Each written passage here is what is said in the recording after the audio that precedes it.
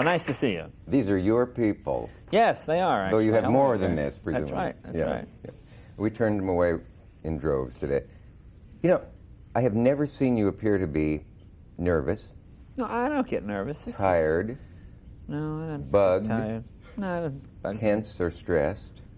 No, this is pretty much it, yeah. And if you could market or bottle that, it would sell better than... Well, show business is not really... You know, the real key to doing show business, I think, if you can be yourself and be reasonably consistent through the day, in the sense that if you...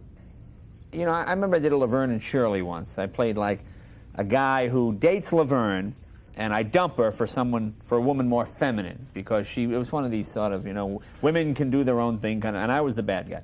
Yeah. So the whole show was filmed, you know. At the end of the show, they bring out the cast for the studio ones, and playing Laverne, playing the neighbor, and playing, of course, the bad guy, Jay Leno. Boo, boo. I guess it's kind of boo, boo, boo, you know. Yeah. So I'm walking to my car after the show, and this mother and daughter, the mother's about maybe 48, 50, the daughter's about 20, says, hey, why were you so mean to Laverne? And I said, well, I wasn't mean. I said, I was playing a character, and the idea is that women, they don't have to be, you know, frilly, and they can do whatever they want, and so on. You'll always find someone that's right, and if you don't like this guy, find someone who's more suited to you. That was the idea of the show. And then the woman looks at me and says, but I don't know why you were so mean to her. Still, you could have. And I realized, this is unbelievable. I mean, I couldn't imagine going through life as a character. I mean, like Robert Young, I'm sure people go, oh, you know, I've got a pain right here. No, I'm not a doctor. Don't you understand? I'm an actor. So to me, if you're on television and you're always yourself, when you get stopped on the street or people see you, well, they know how to respond because, you know, it's as if you know them as a neighbor or a friend, so they know that. It's like when people talk about, when I talk about my motorcycles on TV, I get guys that come up and go, hey, I've got a bike.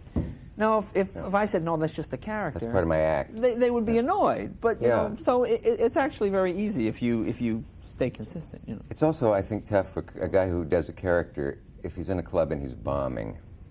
Yeah. And he's stuck. It's like that Marcel Marceau thing where he's stuck in the mask and can't I get knew off. a friend of mine like that at the comedy clubs. His kids come up and he says, I've got a great idea. I'm the man from space.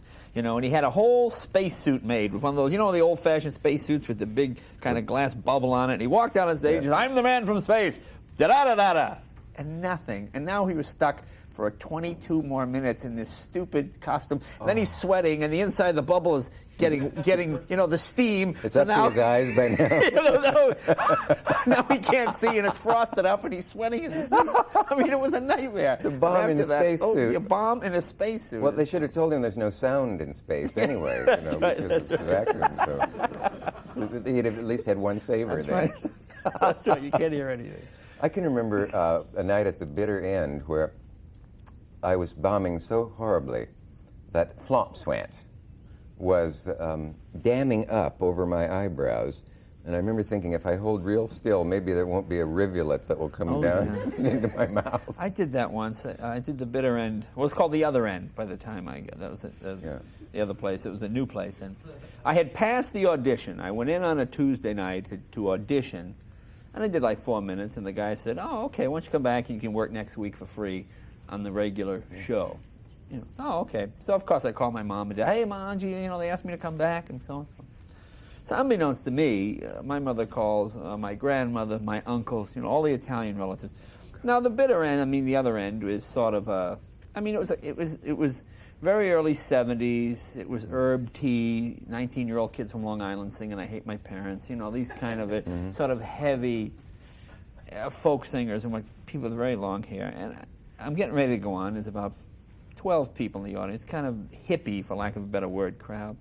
And in walks my grandmother, the woman walker, who speaks no English. And Jimmy, out on the stage. You know, my uncle's got the big coat with that. Hey, what the hell you got to drink here? You got to drink here? What the hell is herb tea? What the hell is herb tea? And they're yelling and screaming. And they're all sitting right in the front. And the other guy's on stage doing like some, you know, some Scott McKenzie, if you're going to San Francisco song.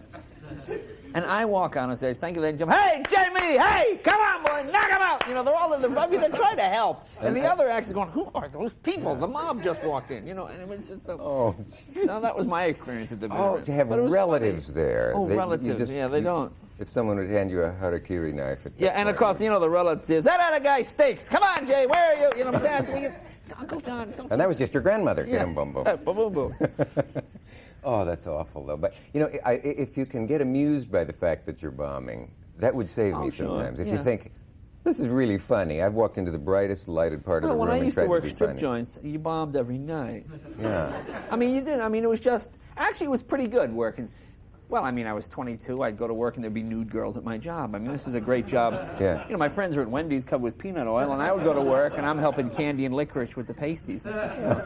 So, I mean, it was a great job. But the audiences were so awful that I never knew how bad. I mean, I would walk out and people just go, "You stink. Bring on the broads. Get out of here. Get out of here." Just yell at you. So no matter what, I knew it really wasn't me that was bad. Right. I just didn't care who was there. It wasn't until like a year and a half later that I went in front of an audience and went, "Ladies and gentlemen, shh, shh." And I went, "Oh, geez." I mean, scared you. I mean, they were listening, and I thought, well, gee, this better be good. Whereas at strip joints, you just, hey, you know, and you yell at a guy, and he yelled back. And it's not a fair test of you to bomb in front of a stupid audience because you got to get in front of a good audience. To bomb, and right. Then you know that you can bomb legitimately. Bomb in front of real people, yeah. I had an opening line once at a very small club. I used to come out and say, "I'm glad you're here because I had a terrible fear I was going to outnumber you." And one night I did. Did you play the... Jan Wallman and I sat there and waited for the first audience member to arrive, and he or she never did. Oh, that's kind of like Took today. my subway token, yeah. And I went home. Boy. Yeah, that can be rough. That was bad. I thought if I were a real trooper, I'd have gone on anyway. I had one once where people used to hire, I guess they still do. This guy had a new product he had invented called Freshen. Now, this is the most disgusting product. This is exactly what it said on the box. Now, yeah, he had a whole group of Liggett Rexall distributors, and I was supposed to come on as director of sales and do my act, you know. So, and the product was called Freshen, and this is exactly what it said on the box, not to sound disgusting. Soft, moist towelettes you use to avoid embarrassing rectal odor. Now, as horrible as this, these were wet towels. It had a stick-on thing. You glued it above a roll of toilet paper in your bathroom. So he's making his pitch to Liggett Rexall people, and they're like this. No one is interested. He goes, "Let me have my director of sales, Bob Johnson. Bob, come on up here." And I go, "Oh, well, thank you, everybody." And I start doing my act, and nothing. And the people are sitting no further away than you are. We're in a little hotel room, and I'm kind of doing my act to these 30. In a hotel room, yeah, 30 or 35 Liggett Rexall. I'm going, hey, I've been to McDonald's. Hey, you ever do this? Nothing. And I do about 15 minutes. Nothing. And we're just going, you know, people. And then I sit down, and as soon as I sit down, the guy goes, "That, of course, was not Bob Johnson, but Jay Leno, a professional comedian." And he goes like this, and not one person, they all go.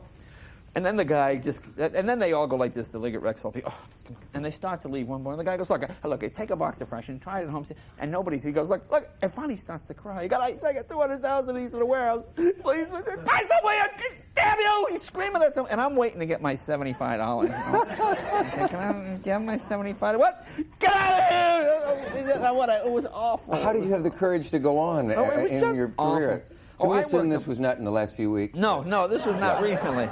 I had a guy, I was working a strip joint in Boston, and there was a guy, unbeknownst to me, this guy had a brothel in Dorchester. It was a double-decker house, and the men would kind of wait downstairs, and the girls would be upstairs. And he thought it'd be a great idea to have a comedian entertain the men while they were waiting. And these were real working-class guys, you know, with the lunch pail and the wool shirt. You know, men that would shave, and like an hour later, shave again. You know those. Yeah. You know, and when you're a 20-year-old kid, these are, you know, men, you know, working men with big arms, you know. So I walked in. There's about 4 guys like just sitting there, you know, and they don't look at you. Men in this situation don't look at you. They're all just waiting to go upstairs. It's the most basic human function, you know. They're just like waiting. So I go, "Hey, everybody, how you doing?